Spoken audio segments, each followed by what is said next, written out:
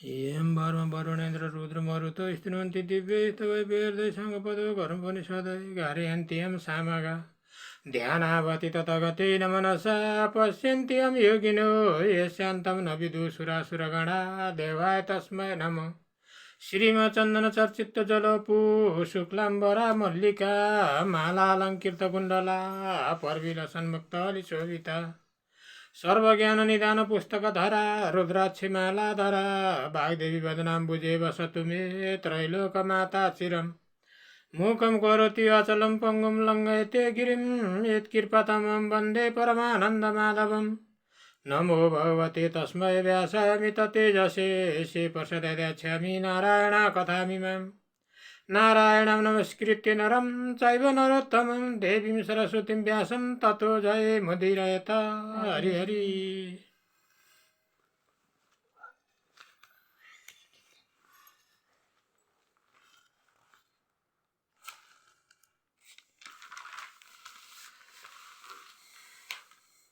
कथा प्रारम्भ प्रथमोध्याय। अघि कुनै समयमा अगस्त्य मुनि तपस्या गरिरहेको ठाउँमा आफ्नो बाण मयूरमा सवार भई कुमारजी आइपुग्नुभयो। अकस्मात आफ्ना आश्रममा आइपुगेका कुमारजीलाई पादरगादीले स्वागत सत्कार गरेर पछि बिहालोमा अगस्त्य मुनिले कुमारसँग सृष्टिको विषयमा जानकारी प्राप्त गर्न प्रश्न गर्दा कुमारजी आज्ञा गर्नुहुन्छ, हे अगस्त्य मुनि, तिमीलाई सृष्टिको क्रम बताउँछु, त्यो तिमी एकचित्त भएर सुन। पहिले संसारको सृष्टि हुँदा अनन्त कोटि ब्रह्माण्डको अधिष्ठाता परब्रह्म परमात्माको मनमा यस ब्रह्माण्डको सृष्टि गर्ने इच्छा भयो। त्यही इच्छाद्वारा प्रेरित भएका परमात्मा तीन देवताको रूपमा प्रकट भएर ब्रह्मा विष्णु शिवको नामले प्रख्यात भए। तिनै तीन देवता मध्ये शिवबाट सत्व रज तम तीन गुणले युक्त भएकी माया उत्पन्न भइन्। तिनै मायालाई प्रकृति पनि भनिन्छ। ती मायालाई कसैले पनि जित्न सक्दैन। मायादेखि भिन्न अशान्ति पद छ। फेरि मायाभन्दा पर शान्ति पद र शान्तिदेखि पर विद्या पद छ। विद्यादेखि पर प्रतिष्ठायुक्त निर्वृत्ति पद छ। त्यही पदलाई मोक्ष पनि भन्दछन्। यो सृष्टिको क्रम विस्तारले बताउन र बुझ्न पनि कठिन हुनाले संक्षेपमा कहियो। सृष्टि र प्रलयको क्रम नियम भिन्न भिन्न छ। एउटा क्रमले सृष्टि र अर्कोले प्रलय हुन्छ। फेरि शान्तितीत शान्ति विद्या प्रतिष्ठा र निर्वृत्ति पाँच पदको उपदेशभित्र माया रहन सक्दैन।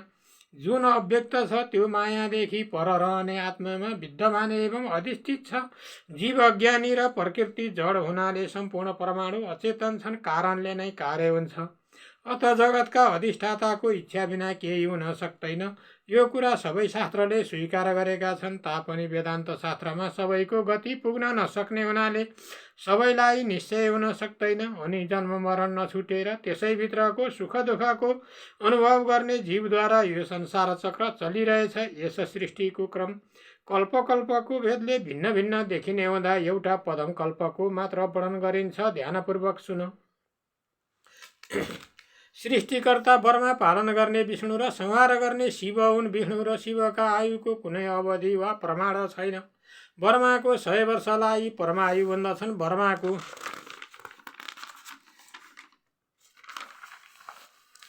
50 भन्दा तललाई परार्ध भन्दछन्। 100 वर्ष पुगेपछि ब्रह्मा पनि नाश हुन्छन्, अर्थात् प्रलय भएपछि यो संसार केही रहन्न अनि नयाँ सृष्टि हुन्छ। प्रलय चाहिँ अनेक किसिमले हुन्छ। ब्रह्माको घर गृहस्थी सब छ।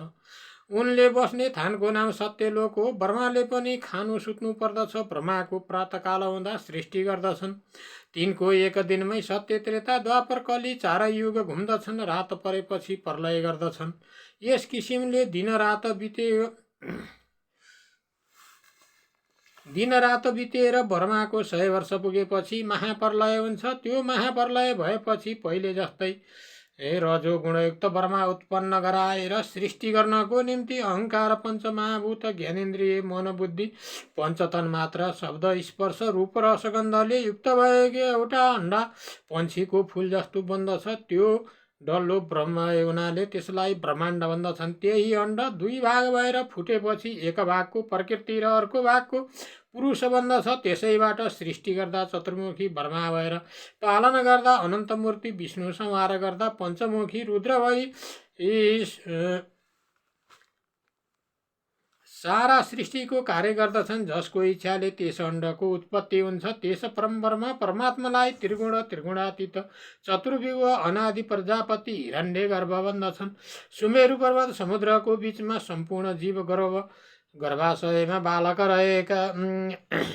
रहेका छन्। सूर्य चन्द्र नक्षत्र ग्रह आदि पनि त्यही सुमेरुको उपत्यकामा स्थित छन्। निराकार आकाश पनि त्रिगुणात्मिका माया र पञ्चमहाभूतले बेरिए झैँ भएर आकारवान हुन्छ। अर्थात् एक रूपबाट अर्को रूप देखिन्छ। तर राम्रोसित विचार गर्दा आदिमध्ये अन्त्य केही नभएको अनादि परमात्माका लीला मात्र जगतको भ्रान्ति हो। ईश्वरकै इच्छाले सृष्टि र प्रलय हुन्छ। ब्रह्ममा अण्ड धागोमा दाना झैँ उनिएको छ। अनन्त कोटि ब्रह्माण्डको गणना गर्न सकिन्न। जति ब्रह्माण्ड छन् उति नै ब्रह्मा विष्णु रुद्र दिक्पाल आदि भिन्न भिन्न छन्। जस्तै सपनामा देखिएका अथवा आइपरेका सुख दुःखको अनुभव नेत्र खोल्दा केही पनि हुँदैन, त्यस्तै यो अनित्य संसारको सुख दुःख पनि सपना झैँ छ। सुख दुःख भनेको केवल मनले मात्र अनुभव गर्दछ। अत त्यस सुख दुःखको भागी मनलाई आफ्नो अधीनमा गराउनु नै ईश्वर प्राप्तिको मुख्य बाटो भन्ने कुरा विज्ञ व्यक्तिले जान्नु पर्दछ। अत हे अगस्त्य मुनि, तिमी पनि मनलाई एकाग्र पारेर तपस्या गर, अवश्य सिद्धि प्राप्त हुनेछ। यो मैले तिमीलाई संक्षेपमा सृष्टिको वर्णन गरेँ। अब अर्को अध्यायमा पदमकल्पको वर्णन गर्दछु, ध्यानपूर्वक सुन। इति श्री स्कन्दपुराणे केदारखण्डे माघमात्म्ये कुमार अगस्त्य संवादे श्री स्वस्थानी परमेश्वर व्रतकथाय सृष्टिक्रमवर्णनं नाम प्रथमोऽध्याय। हरि हरि। अथ द्वितीयोऽध्याय। कुमारजी आज्ञा गर्नुहुन्छ, हे अगस्त्य मुनि, यो संसार महाप्रलयपछि जताहेर्यो शून्य मात्र थियो, कतै केही थिएन। तब त्यस बेला भगवान ईश्वरलाई फेरि सृष्टि गर्नको इच्छा भयो। क्षीरसागरमा 1000 शिर भएका शेषनागमा शयन गरेको बेला भगवान विष्णुको नाईबाट 1000 पत्र भएका कमल उत्पन्न भयो। त्यस कमलमा 4 मुख भएका ब्रह्माजी उत्पन्न भए। ती ब्रह्माले जगत सृष्टि गर्ने विचार गर्न लागे।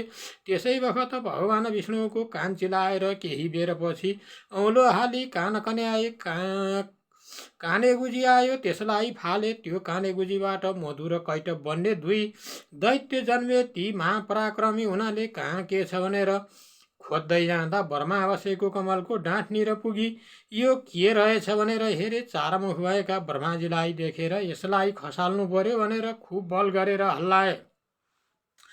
तब ब्रह्माजी डराएर विष्णुलाई जागा गराउन भगवती योगमायाको आराधना गर्न लागे। ब्रह्माजीको स्तुतिले प्रसन्न भएर योगमायाले शेषशायी भगवान विष्णुलाई जागा गराइदिनुभयो। विष्णु भगवान जागा भएर हेर्दा ती मधु कैटभ दुवैलाई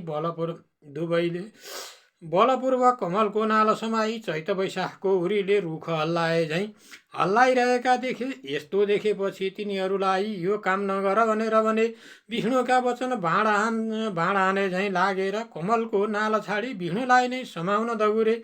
5000 वर्षपर्यन्त दुवै दैत्य विष्णुसित वायुयुद्ध गरी लडे, तर कसैको जित हार भएन। अनि भगवान विष्णुले भन्नुभयो, हे दैत्यराज, तिमीहरू बडा पराक्रमी रहेछौ।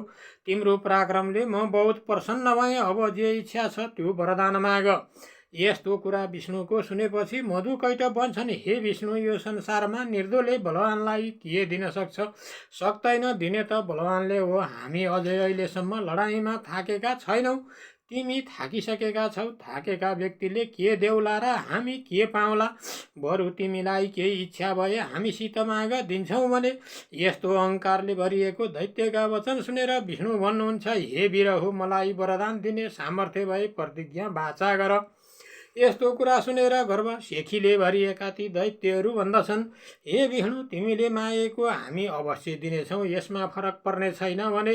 तब भगवान विष्णु भन्नुहुन्छ, हे मधु कैटभ, मसित सबै थोक छ, के मागौँ? दिन्छौ भने तिमीहरूलाई मार्न पाऊँ, मेरा हातबाट तिमीहरू मर। जब यस्तो कठोर वर मागेको सुने अनि दैत्य भन्दछन्, हे विष्णु, तिमीले मागे जस्तो वर कुनै वीर पुरुषले माग्दैन। माग्नेको इच्छा पूर्ण गर्नु वीर पुरुषको कर्तव्य हो। हामीलाई त यस्तो नामर्द होला उ भन्ने लागेको थिएन। तिमी नामर्द होइनौ, कपटी जाली र छली समेत रहेछौ। भइगयो हामीलाई तिमीले मार्न त मार, तर जल भएका ठाउँमा नमार, जल नभएको ठाउँमा मार। यस्तो वरदान पाएपछि विष्णु ती दुवैलाई आफ्ना दुवै काखमा राखेर मारे। तिनै मधु कैटवको बोसो पानीमा जमेर पृथ्वी भइन् मासुले, पर्वत आडले पत्थर ढुङ्गा भयो। यो सबै देखेर ब्रह्माजीले 14 भुवन सृष्टि गरे। भूर्लोक, भुवरलोक, सुरलोक, महरलोक, जनलोक, तपोलोक, सत्यलोक यी पृथ्वीदेखि मास्तिरका हुन्। 1 अतल, 2 बितल, 3 सुतल, 4 तलातल, 5 महातल, 6 रसातल, 7 पातल यी पृथ्वीदेखि तलका हुन्।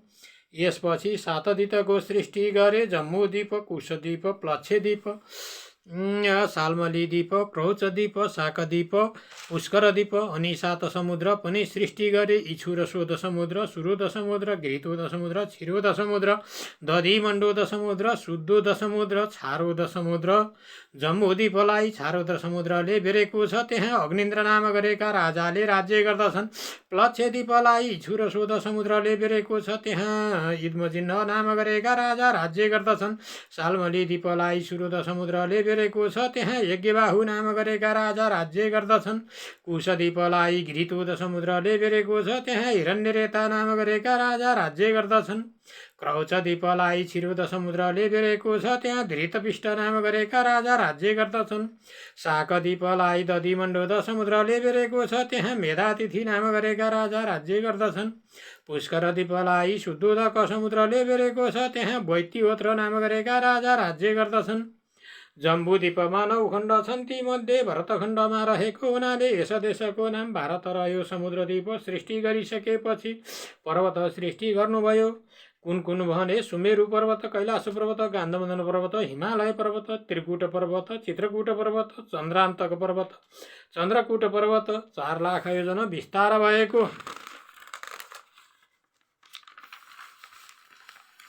जम्बूद्वीपमा पहिले प्राणी सृष्टि गर्ने इच्छा ब्रह्माजीका मनमा उठ्यो अनि जगत प्रभु श्री शङ्करजीको तपस्या 12,000 वर्ष पर्यन्त गरे।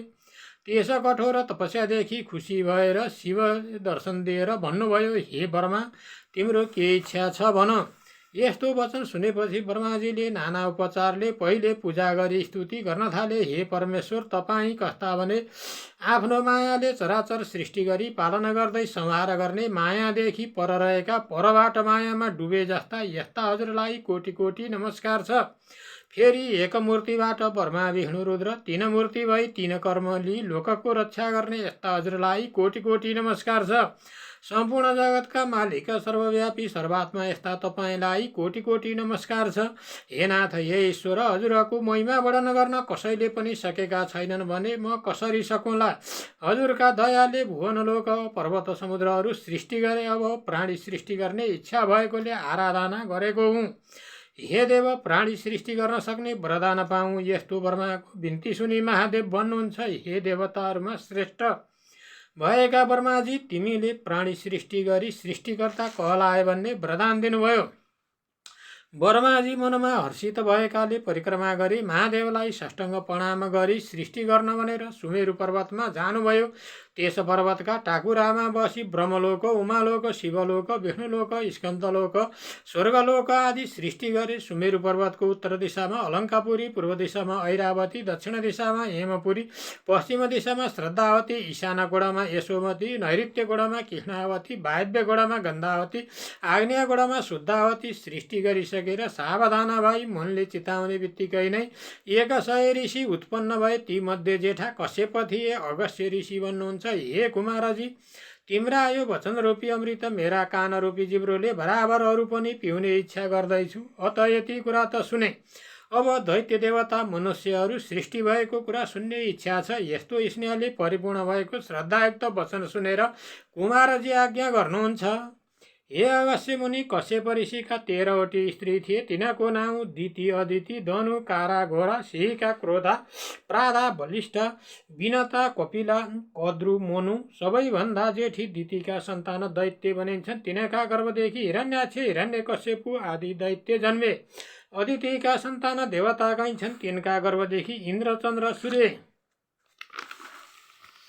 आदि देवताहरू जन्मे। धनुका सन्तानहरू दानवकै छन्, तिनका गर्भबाट वृषपर्व आदि जन्मे। कारारा घोराका गर्भदेखि गन्धर्व चित्ररथ आदि किन्नरहरू जन्मे। सिकाका गर्भदेखि राहु जन्मे। क्रोधाका गर्भदेखि क्रोध जन्म्यो।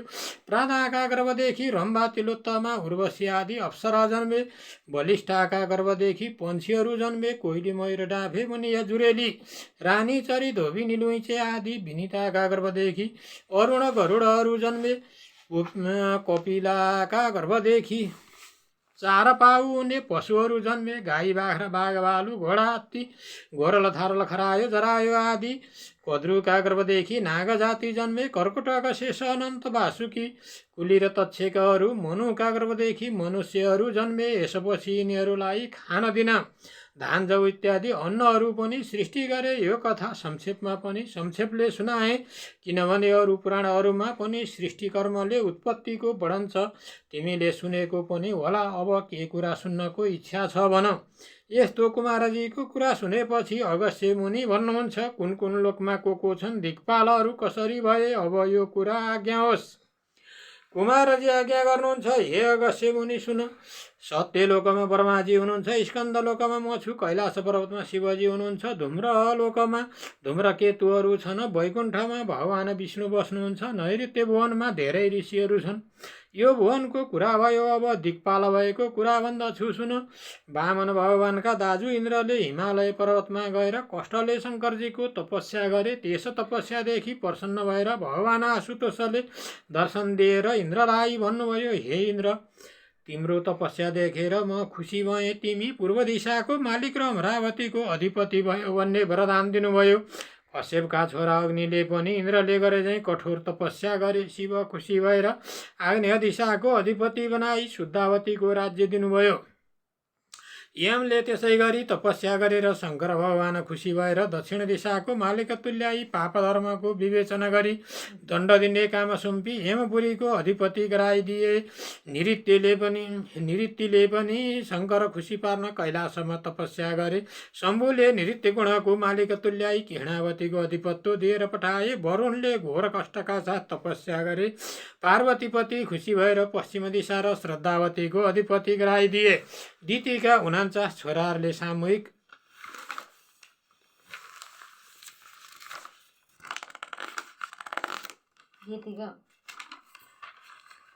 तपस्या गरे। शम्भु खुसी भएर तिमीहरूको नाउँ वायु भयो। तिमीहरू धेरै भए पनि मत एउटै रहोस्। तिमीहरूलाई कसैले देख्न नसकुन्, शब्द मात्र सुनुन्, बल पराक्रम पनि ठुलो होस् भनी वायव्य गुणको मालिक गराए। कुबेरले पनि तपस्या गरे। शम्भु खुसी भएर अलङ्कापुरी उत्तर दिशाको अधिपति र धनको मालिक तुल्याइदिए। त्यस्तै गरी विश्वकर्माले तपस्या गरे। तिनलाई विश्वकर्मा भन्ने नाम राखी ईशानकोण र सत्यवतीको मालिक गराइदिए। यो दिक्पाल भएको कुरा संक्षेपले भने। अब शिवपत्नी सतीदेवीको कथा भन्दछु सुन। यस्तो कुरा सुनेपछि अगस्त्य ऋषि भन्दछन्, हे कुमारजी, सतीदेवी महादेवकी पत्नी कसरी भइन्, यो त्यो कुरा बताई अनि प्राण छाडेको र उल्का भएको सुन्न पाऊँ भन्ने मेरो प्रार्थना हो।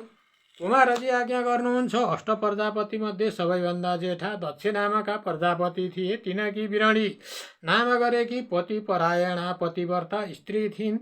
ती बिरणी गर्भिणी भइन् र 10 मास पूर्ण भएपछि पुत्री जन्मिन्। ती कन्या कस्ती थिइन् भने 1000 सूर्यका जस्तो तेज भएकी, पूर्णचन्द्र जस्तै अनुहार भएकी, 32 लक्षणले युक्त भएकी, पदमपत्र जस्ता आँखा भएकी, बाघको झैँ कम्मर भएकी, उदाउन लागेका सूर्यको अरुण कान्ति झैँ रातो वर्ण भएकी यस्ती पुत्री जन्मेकी देखेर दक्ष प्रजापतिले आनन्द मानेर आफ्ना पुरोहित वशिष्ठ प्रवृत्ति ऋषि ज्योतिषीहरूलाई डाकेर विधिपूर्वक जातकर्म न्वारणहरू गराए। डाकिएका वशिष्ठ आदि ऋषि ज्योतिषीहरूले धुलौटामा कोरी हेरी यस बालिकाको नाम सतीदेवी भन्ने राखेर त्रिभुवनमा प्रख्यात हुनेछन् पनि भने।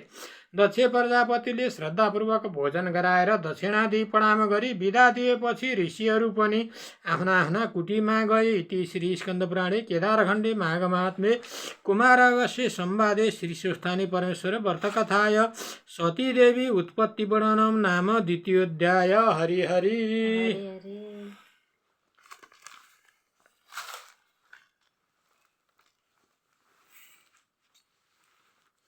उपनयतु मङ्गलं वा सकलजगन्मङ्गलालय श्रीमान दिनकर किरण निबोधित नव नलिन दल निवेक्षण कृष्ण काले वर्षतु पर्जन्य पृथिवी सस्यशालिनी देशोऽयं शुभ्रयितो ब्रह्मणा सन्तु निर्भया अपुत्रपुत्रिण सन्तु पुत्रिण सन्तु पौत्रिण निर्धना सदना सन्तु जीवन्तु श्रद्धां शतं तत्रैव गङ्गा यमुना च तत्र गोदावरी सिन्धु सरस्वती च तीर्थानि सर्वाणि वसन्ति तत्र यत्राच्युतोद्धारकथा प्रसङ्गमे या कुन्देतु तुषारहारधवला या शुभ्रवस्त्राभिरिता या वीणावरदण्डमण्डितकरा या श्वेतपद्मासना या वर्माच्युतशङ्करप्रभृतिभिः देवैः सदा वन्दिता सा मां पातु सरस्वती भगवती निशेषजडया पोहा कायेन वाचा मनसीन्द्रियैर्वा बुद्ध्यात्मना प्रकृति स्वभावातं करोमि यत् सकलं परमस्मै नारायणायति समर्पये तत् हरि हरि।